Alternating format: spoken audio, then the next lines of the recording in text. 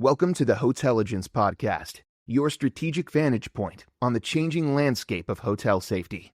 Hosted by Jim Kortz, a retired FBI DHS investigator, and Don Carr, a former frontline security owner-operator with years of first-hand incident response experience on hotel properties. Every episode brings you closer to understanding the full picture and what the future may hold. Let's begin. Welcome back to another episode of the Hotelligence Podcast. This is Season 2, Episode 13, Why the Flag Sets the Floor. On the last episode, we said reasonable depends on the market. The market sets the standard. Today, we go one layer beneath that. Because for a branded property, something sits beneath that standard. Right. It's a floor. And the property didn't draw it. The flag did.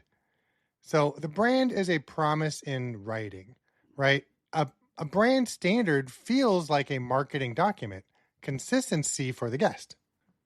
It is that, but it's also something more exposed.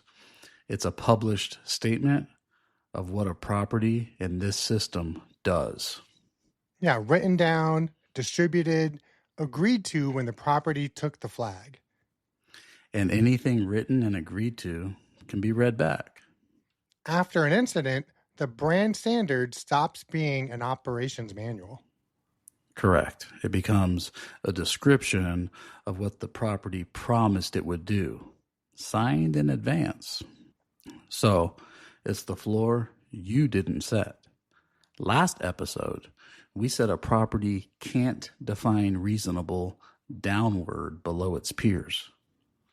The flag makes that even sharper. It hands the property a floor in writing. So a flag property doesn't get to argue it wasn't expected to do something its own brand standard requires. The expectation isn't inferred from peers anymore. It's documented in the property's own system. So the floor is no longer a question at that juncture. It's a clause. Right. And a property operating below its own brand's stated minimum is in a worse position than one that simply fell short of the market. Because it didn't just miss the standard. It missed the one it agreed to. So let's talk about the gap between paper and floor. And because it's a pretty dangerous place. The gap between what the brand requires and what the property actually runs.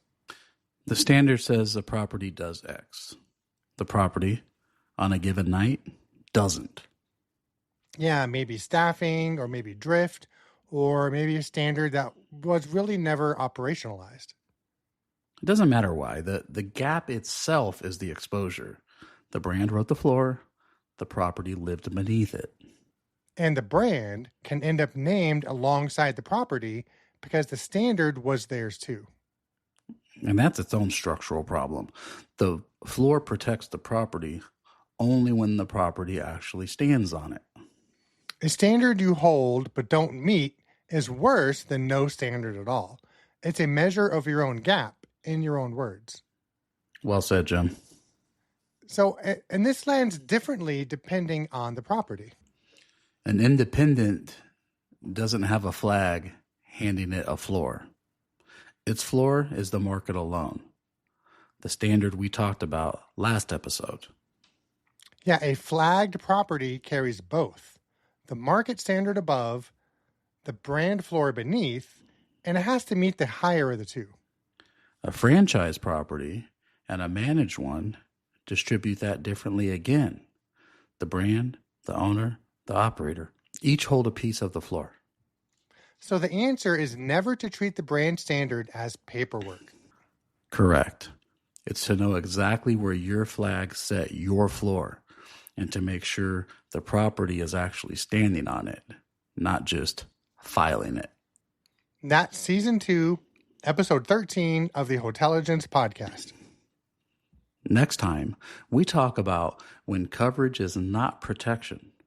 A property does everything we've described, carries insurance for what it can't prevent, and still finds a gap between what's covered and what's exposed. And remember, We're in this together.